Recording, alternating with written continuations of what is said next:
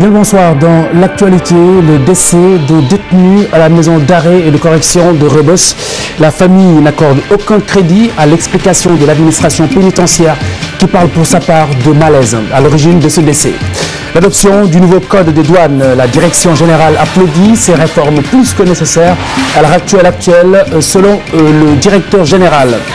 La Cour de répression des infractions économiques et financières, la CRIEF à la place de la CREI, une cour qui sera une cour ouverte au droit de recours des personnes poursuivies.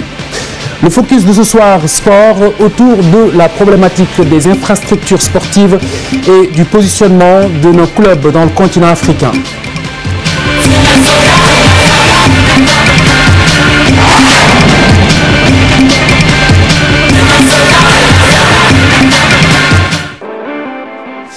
Un jeune détenu est mort à la maison d'arrêt et de correction de Rebeuss, une mort douteuse aux yeux de la famille, alors que l'administration pénitentiaire parle de malaise à l'origine de ce décès.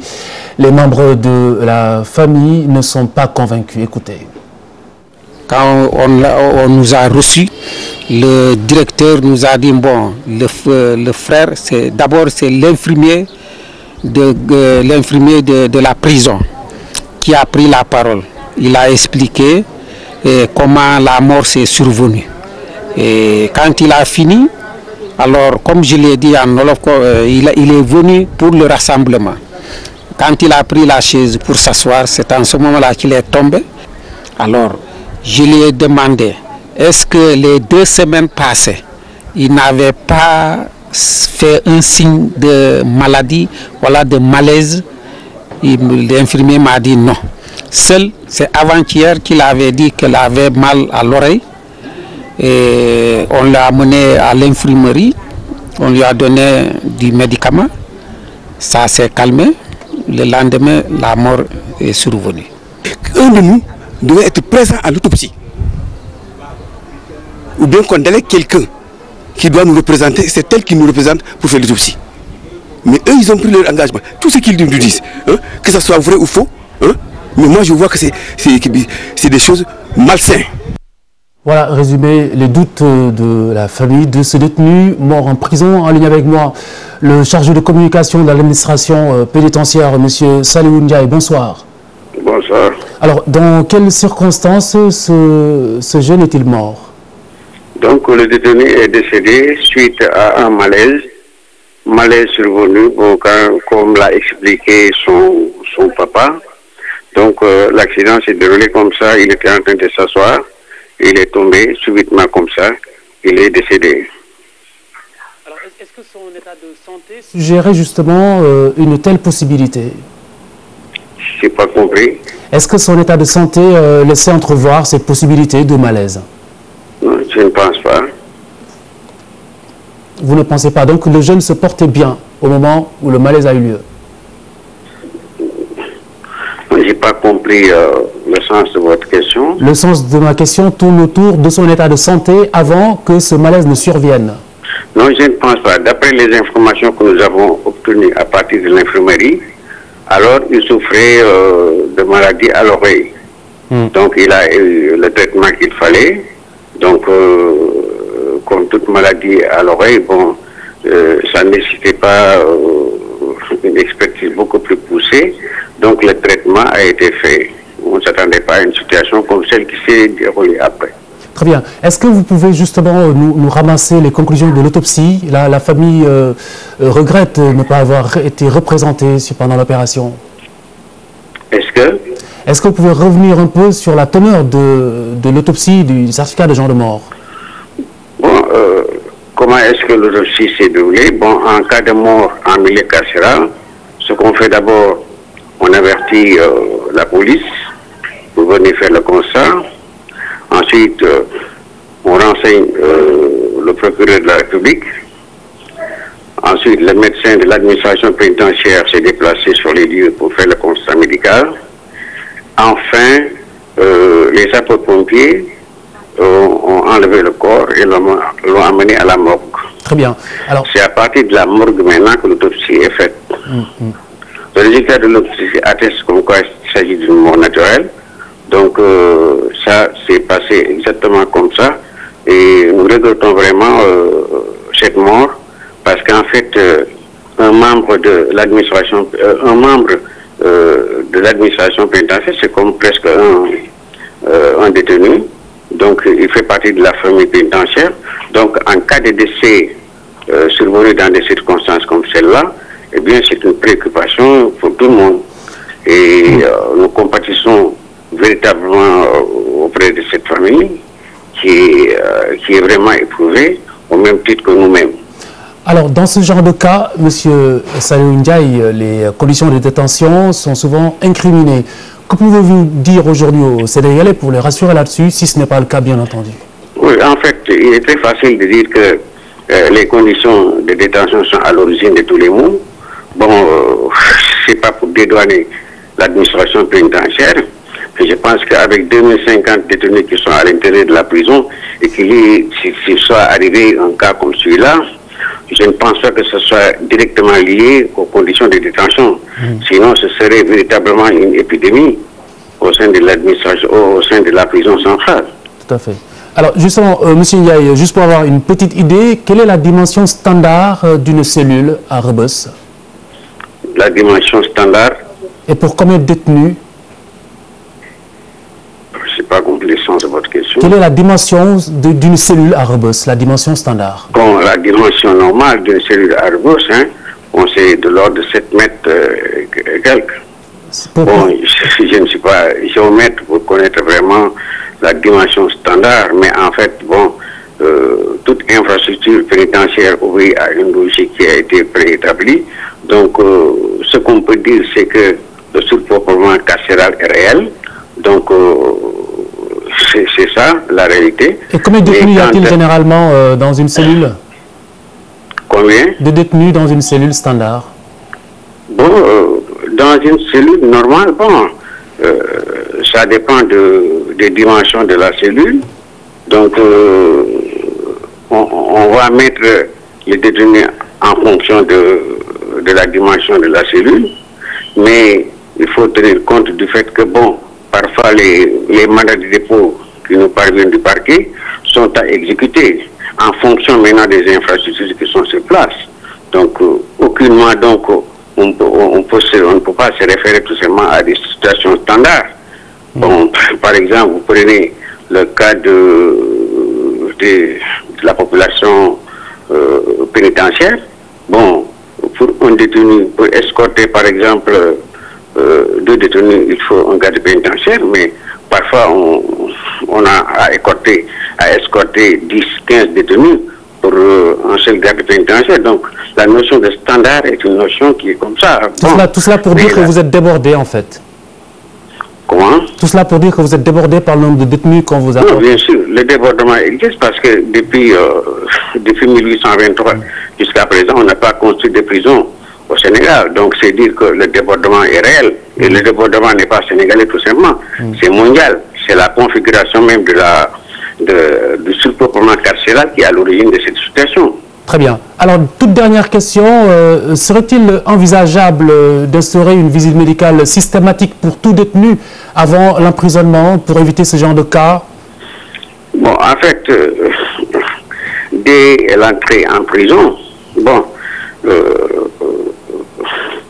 le major de l'infirmerie prend contact avec le placé récent en milieu carcéral. Donc, sa situation médicale est étudiée de fond. Mais si on décèle maintenant des situations qui dépassent le plateau médical de l'infirmerie, on s'en réfère à des spécialistes pour voir si effectivement telle situation mérite des investigations beaucoup plus poussées. Très bien. Merci Saliou Ndiaye, chargé de communication de l'administration pénitentiaire. Merci pour la disponibilité. La place Soweto qui a adopté aujourd'hui le projet de loi sur le nouveau code des douanes, des réformes qui avaient été attendues de pied ferme par l'administration douanière sénégalaise. Administration qui s'en réjouit, selon le directeur général. Les députés viennent ainsi de répondre à différents besoins liés à l'accomplissement de leurs tâches, des tâches de ces troupes dans les meilleures conditions. Il a a fallu l'adapter pour davantage adapter nos régimes, mieux soutenir la compétitivité de nos entreprises. Également aussi, vous avez vu le développement des grands trafics, par exemple la drogue, la circulation des armes. Face à cette situation, également aussi, il fallait renforcer notre dispositif de lutte contre la fraude et toutes ces formes de criminalité. Et donc, le code a été revu en conséquence pour intégrer de nouvelles techniques d'investigation comme la livraison surveillée, n'est-ce pas. Également aussi, la contrevention a été érigée en délit douanier. Pour bientôt, la Cour de répression des infractions économiques et financières en lieu et place de la Cour de répression de l'enrichissement illicite. Parmi les nouvelles tâches, la répression du financement du terrorisme. Autre particularité, le droit de recours pour les personnes poursuivies. Voici le récit de Chérif Dia. Déjà en 2012, l'ex-garde des Sceaux, devenu Premier ministre, avait annoncé la volonté du gouvernement de remplacer la CREI par une nouvelle juridiction. Le journal L'Observateur, dans sa livraison du jour, donne le nom, la CRIEF, Cour de répression des infractions économiques et financières. Le projet modifiant la loi numéro 81-54 du 10 juillet 1981, créant la Cour de répression de l'enrichissement illicite, est fin prêt. La CREI, une juridiction très critiquée depuis sa réactivation par le président Macky Sall en 2012. Actuellement, le Conseil constitutionnel se penche même sur la constitutionnalité de cette juridiction spéciale. Une coïncidence troublante aux yeux de certains observateurs qui notent tout de même des différences entre la CREI et la CRIEF. Celle-ci est chargée de réprimer l'enrichissement illicite, le détournement des deniers publics, le financement du terrorisme, le blanchiment, entre autres. La CRIEF est dirigée par un président choisi parmi les magistrats des cours et tribunaux. Mais faudrait-il qu'il atteigne au moins le deuxième groupe du premier grade. Les membres de la Cour de répression des infractions économiques et financières sont nommés par décret. Le procureur spécial est informé de toute enquête ou fait relatif aux infractions de sa compétence par tout procureur d'instance. Il est également le seul compétent à effectuer la mise en demeure prévue par l'article 163 bis du Code pénal. Mais la principale différence entre la CREI et la CRIEF se trouve assurément dans l'article 17 de celle-ci. Elle dispose que les arrêts de la Cour sont susceptibles d'un pourvoi de cassation du condamné ou du ministère public dans les conditions prévues par la loi organique sur la Cour suprême. La CRIEF, manifestement, une volonté du gouvernement sénégalais de combattre la délinquance économique avec davantage d'efficacité. Certains défenseurs des droits de l'homme affichent l'espoir de voir la corruption baisser grâce à ce qu'ils appellent une tentative d'ajustement de la CREI. Alioune Diagne, Maïmouna Ndiaye. La CREI vers une disparition certaine. Les droits de l'homiste applaudissent. Si on pense qu'il y a un socle de dossiers par rapport aux années passées, par rapport au rapport de la CENTIF, par rapport au corps d'État qu'il va falloir purger par cette juridiction, et on met en place une juridiction qui respecte les droits de la défense, nous n'avons pas de problème à ce niveau. S'il y a maintenant un projet de loi instituant une nouvelle cour de répression des infractions économiques et financières, nous disons que cette cour également doit être en conformité avec l'ordre judiciaire sénégalais. La Cour de répression des infractions économiques et financières va renforcer les droits de la défense, une grande avancée. Seulement, il ne faut pas qu'il y ait précipitation pour certains. On ne doit pas aujourd'hui dire que un citoyen, quand il se sent lésé dans ses droits, qu'il ne peut pas avoir recours à une institution compétente. Et les avocats de Karim Wade l'ont démontré avec le recours qui a été rendu donc possible. La Cour suprême a donné sa décision. Maintenant, il reste au Conseil constitutionnel également de statuer. La Cour de répression de l'enrichissement illicite a fait l'objet de plusieurs critiques. Avec la CRIEF, Maître Hassan Diomandjaï parle de tentative d'ajustement. Encore, si c'est pour légiférer pour l'avenir, là encore, la problématique devient plus grande parce qu'aujourd'hui, on est censé mettre en place une gestion vertueuse, on est censé mettre en place l'OFNAC, donc qui est un mécanisme de prévention de la corruption. Donc je ne vois pas qu'est-ce qui peut aujourd'hui fonder la nécessité d'une telle juridiction, si c'est pour l'avenir, je dis. Cette nouvelle juridiction n'est qu'une proposition. Les défenseurs des droits de l'homme attendent de voir son adoption pour y voir plus clair. Retour sur l'entente scellée hier entre le syndicat des travailleurs de la santé et de l'action sociale et le gouvernement du Sénégal. Les patients espèrent une meilleure prise en charge. Un autre corps de métier qui réagit, le corps enseignant, qui signale l'urgence de rattraper le temps perdu, surtout pour les élèves. Une façon sans doute de montrer la bonne volonté de s'engager dans le sillage du SUTSAS. Deux protocoles d'accord signés, un ouf de soulagement du côté des syndicats d'enseignants et de la santé. Savoir que l'État a fait vraiment beaucoup d'efforts, surtout ayant trouvé des accords qu'il n'a jamais signés, mais qui ont en grande majorité été signés par les gouvernements précédents. Mais le président de la République, avec l'appui de son gouvernement, a réussi quand même à essayer de faire le maximum possible pour satisfaire le corps enseignant. Le gouvernement du Sénégal se devrait de respecter ses engagements, c'est le plus important. Des revendications satisfaites, mais qui ont influé sur la qualité des services dans ces deux secteurs. Quand on pense au quantum horaire que nous devons aux élèves, et on se rend compte que ça fait vraiment plus d'une décennie qu'il nous est très difficile de respecter ce quantum horaire. Au contraire, chaque année, ce quantum est encore creusé. Parce que les malades sont fatigués et le personnel soignant doit faire d'énormes efforts pour une meilleure prise en charge des patients qui dépensent beaucoup d'argent pour se soigner. Des situations à remédier car aujourd'hui la balle est dans le camp de ces syndicalistes. Maintenant, les enseignants doivent prendre les responsabilités entre les deux mains et savoir qu'il y a vraiment beaucoup de choses à régler. Et nous le sentons même quand nous tenons les classes, les niveaux sont vraiment lamentables. Redoubler d'efforts pour pouvoir maintenant satisfaire à la demande qui est donc posée par tout parent d'élève qui a donc amené son enfant à l'école. L'État du Sénégal a concédé aux revendications, des revendications qui tournaient essentiellement autour de la revalorisation de leurs conditions de vie et de travail. Reste aux syndicalistes de respecter leur part du contrat. Le Forum international sur l'alimentation et la nutrition, la rencontre est ouverte depuis ce matin à Dakar. Prétexte pour aborder justement l'insuffisance, pour ne pas dire l'absence des cantines scolaires dans les établissements au Sénégal. Situation qui conduit les écoliers à s'alimenter sans garantie de qualité pour leur bien-être. Mardieng Aminasow. L'heure de la pause dans cette école élémentaire de Ouakam, les élèves se ruent vers les vendeuses d'aliments installées dans l'enceinte de l'établissement.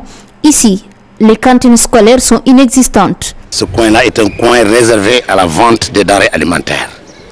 Il y a les femmes, un groupe de femmes qui viennent là à l'heure de la récréation pour écouler leurs produits de vente. Dans ces écoles élémentaires, l'administration a mis en place tout un dispositif pour une alimentation plus saine des élèves. Chaque année, nous le recevons de l'inspection médicale des écoles, en passant par la mairie et l'IF des Almadies, un document dans lequel on nous demande de solliciter de la part des vendeurs et vendeuses une visite médicale. Et cette visite médicale, elle est obligatoire. Tant qu'elle n'est pas faite, on ne reçoit pas le vendeur ou la vendeuse à l'école. Les colorants, comme les beignets non couverts par un sachet, comme par exemple aussi les confitures. Tous ces produits-là sont interdits par l'inspection médicale des élèves.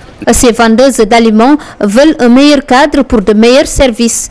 Nous demandons à l'État de nous faire des cantines pour augmenter la propreté et l'hygiénité de l'école. Ici, on donne les enfants des aliments riches en beaucoup de choses pour les enfants. Ça va? Un appel qui coïncide avec l'ouverture à Dakar d'un forum international consacré à l'élargissement des cantines scolaires dans les écoles publiques sénégalaises. La lutte contre la prolifération et la circulation illicite des armes légères et des petits calibres, le siège de la Commission nationale a été inauguré ce matin. La problématique de cette circulation des armes menace en effet toute la sous-région, d'où l'engagement du gouvernement du Sénégal à combattre ce phénomène. Les autorités qui annoncent une nouvelle stratégie. Tiana Laurent Mendy et Cheikh Abdou Kadir Mbacké Seck. L'institution de cette commission va permettre au Sénégal de faire face aux menaces de conflit qui minent la sous-région, une zone en proie à de vives tensions. tout près de chez nous, la disponibilité et l'abondance de ces armes dans le Sahel a failli aboutir au contrôle d'un État démocratique et stable par des terroristes puissamment armés. Ces armes ont favorisé des violences inadmissibles contre les femmes et elles ont provoqué des traumatismes difficiles à guérir. La prévention, le désarmement et la synergie des actions, voilà entre autres les défis du Sénégal. C'est qu'aujourd'hui, il faut privilégier les actions de prévention plutôt que les actions de micro-désarmement. Parce que les actions de micro-désarmement n'attaquent pas le fond du problème et c'est uniquement une petite partie, une petite proportion de l'arsenal militaire qui est récupéré. Ce qu'il faudrait, c'est plus de surveillance, c'est plus de renseignements et c'est plus de contrôle de nos frontières et des mouvements qui s'y passent. Et en sus de ce siège, le gouvernement s'est beaucoup impliqué dans ce combat. Des stratégies sont mises en place. Aussi, le Sénégal s'est largement investi dans le processus d'adoption du traité sur le commerce des armes qui régule le commerce illicite des armes et lutte contre leur trafic illégitime. Je voudrais ici me réjouir du rôle important que les institutions gouvernementales concernées, de concert avec la société civile sénégalaise, ont joué dans le processus ayant conduit à l'adoption de ce traité, avec le lancement à Dakar, il faut se le rappeler, en 2003, de la campagne nationale Contrôlons les armes. Près de 25 millions d'armes circulent en Afrique de l'Ouest, une situation inquiétante. C'est pourquoi le Sénégal compte conserver son titre de pays champion dans cette lutte.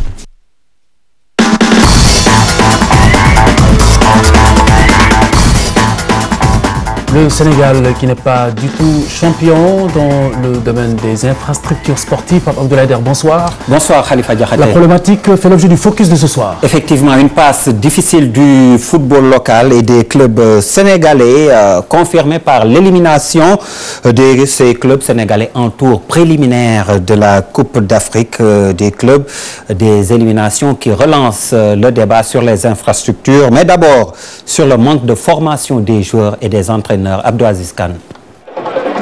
Le football local agonise et le mal semble profond. À l'élimination de l'équipe nationale des qualifications du CHAN 2014 face à la Mauritanie est venue s'ajouter l'habituelle élimination prématurée des clubs en tour préliminaire de Coupe d'Afrique. Un mal qu'il faudrait peut-être aller chercher au niveau de la formation. Est-ce que vous avez déjà vu un avocat qui vous dirait je suis avocat mais je ne suis pas passé par l'école primaire? Ça n'existe pas. Un bâtiment, il y a une fondation. Et c'est ça le dommage dans le football sénégalais. C'est qu'on néglige cette petite catégorie. Vous allez au Real de Madrid, vous verrez la petite catégorie, les jeunes de 10 à 12 ans qui ont déjà leur tenue de sport, qui ont leur bus, qui ont tout ça. On me dira on n'a pas de moyens. D'accord, mais les moyens, c'est comme un enfant qui travaille à l'école. S'il donne de bons résultats, son papa, il a envie de l'amener faire des études en Europe. Et c'est une répétition, ça ne peut pas être seulement au niveau de la formation, c'est une répétition, ça persiste depuis 10 ans que notre football d'élite est en déclin. Nous l'avons déjà dit, nous l'avons redit. Depuis l'avènement du football professionnel, nous n'avons pas répondu aux critères fondamentalement de ce football professionnel. Mais la formation des joueurs n'est pas seulement en cause, celle des entraîneurs semble aussi engagée. C'est pas parce qu'on a été faire des études d'entraîneur qu'on peut être un bon entraîneur. C'est pas parce qu'on a été un bon joueur de football qu'on peut être un entraîneur. Un entraîneur, c'est quelqu'un qui a un objectif, qui a un projet et qui croit à ce qu'il fait. La direction technique nationale a ainsi la mission de redresser ce football local qui balbutie, en commençant par le bas pour entrevoir les résultats en haut de l'échelon. Khalifa Diakhaté, après la formation des joueurs et des entraîneurs, les clubs sénégalais accusent le coût du manque d'infrastructures. Deux exemples, Jaraaf Niary Tally, c'est avec Cheikh Tidiane Diaw et Pape Fall. Ils en souffrent. Jaraaf Niary Tally, respectivement un club traditionnel, un club de la dernière génération. Leur point commun, ces deux clubs n'ont pas de terrain, un gros préjudice sur le plan sportif. Bon, mais écoute, nous, je crois que NGV, c'est notre principal problème. Je tiens à vous le dire que si d'ici 2 ans, nous ne pouvons pas avoir un terrain d'entraînement, nous allons le défendre en deuxième division. on s'offusque du fait que nos garçons ratent trop d'occasions, qu'il y a toujours de la place pour passer en compétition africaine, mais cela coince toujours quelque part. Je suppose que c'est parce que les entraîneurs n'ont pas suffisamment de temps de préparation et toutes les conditions ne sont pas réunies. Ce manque criant d'infrastructures grève le budget de ces clubs. Nous sommes obligés au niveau du Jaraaf, si nous voulons nous entraîner, de payer sur un terrain normal, sur un terrain aux normes, de payer tous les jours. Et nous ne pouvons pas nous entraîner suffisamment parce que nous louons le stade Demba Diop pour 2 heures de temps. Chaque semaine, on loue 5 fois Demba Diop, ça va nous coûter 100 000 francs par semaine. Et ce temps-là ne suffit pas. Ces clubs lancent un appel à l'État du Sénégal. Quand on donnait les bus, on n'a pas donné au Jaraaf. Le terrain, on n'a pas de terrain. On n'a pas d'indemnité, on n'a pas de subvention. Il appartient à l'État de nous léguer ce terrain-là, ou bien de trouver un terrain hors de Dakar. Et ça ne nous arrange pas. Le gouvernement entend résoudre ce problème avec l'érection des stades régionaux. Je vous emmène voir le stade Demba Diop où l'on dispute la plupart des matchs du championnat local. Ce stade est dans un état plus que déplorable, cher Tidiane John. Le stade Demba Diop de Dakar, véritable danger permanent. Cette infrastructure sportive sise au cœur de la capitale sénégalaise est dans un état de délabrement très avancé. Ce sont les membres de la commission auxiliaire de protection civile qui a pour mission de visiter des bâtiments recevant du public. Donc c'est dans ce cadre-là que nous sommes venus visiter le stade Demba Diop. L'état de délinquance et de délabrement très avancé est beaucoup plus visible à la tribune découverte où des dalles sont parfois superposées pour masquer les trous entre les sièges. Où il faut dire que par rapport à là, il y a quelques petits problèmes, quelques petits détails à régler. Mais par exemple, le problème c'est au niveau de la tribune découverte. Aujourd'hui, c'est à ce niveau, je pense qu'une intervention rapide doit être faite. Maintenant, le rapport va arriver sur la table de l'autorité. Donc chaque fois, le rapport va arrêter sur la table de l'autorité. Le stade Demba Diop de Dakar, qui croule sous le poids de l'âge, mérite d'être rénové pour le bonheur des habitués de ces lieux. Europe à présent, Pape Abdoulaye, avec la Ligue des Champions qui reprend ses droits. Avec 4 affiches pour la première partie des 8e de finale de cette prestigieuse compétition européenne. Fatima Ba, Cheikh Sadibou Diarra à la présentation. Choc de la journée de mardi, Manchester City, Barcelone oppose 2 formations à la puissance offensive affirmée du spectacle en vue, comme dans l'autre match du jour entre Bayern Leverkusen en difficulté ces derniers temps et Paris Saint-Germain amené par Ibrahimovic. Une opportunité à saisir pour les Parisiens. Le lendemain, place au choc Arsenal-Bayern de Munich. Les Londoniens rassurés dimanche face à Liverpool, mais toujours fébriles devant les grosses cylindrées, vont tenter de déjouer les pronostics aux dépens du tenant du titre bavarois. Un rouleau compresseur capable de tout renverser. Un état de forme aux antipodes de celui du Milan AC en difficulté en Série A cette saison. Les Lombards, sous la coupe de Clarence Seedorf, désormais ne partent pas favoris. Mercredi, face à Atlético Madrid de Diego Costa, impressionnant en phase de poule, mais nul n'est à l'abri d'une surprise. En attendant, la deuxième partie des 8e de finale prévue les mardis et mercredis prochains. Khalifa Diakhaté, retenez qu'on joue 42 minutes en première période et le PSG mène par 2-0 devant les Allemands du Bayer Leverkusen dans le choc de la journée Manchester City-Barcelone. 42 minutes également, 0 but partout entre ces 2 formations. C'était là l'essentiel pour les sports. Merci Pape Abdoulaye. À suivre Tundu Wundu, votre série à partir de 20h45. Bonne soirée sur TFM.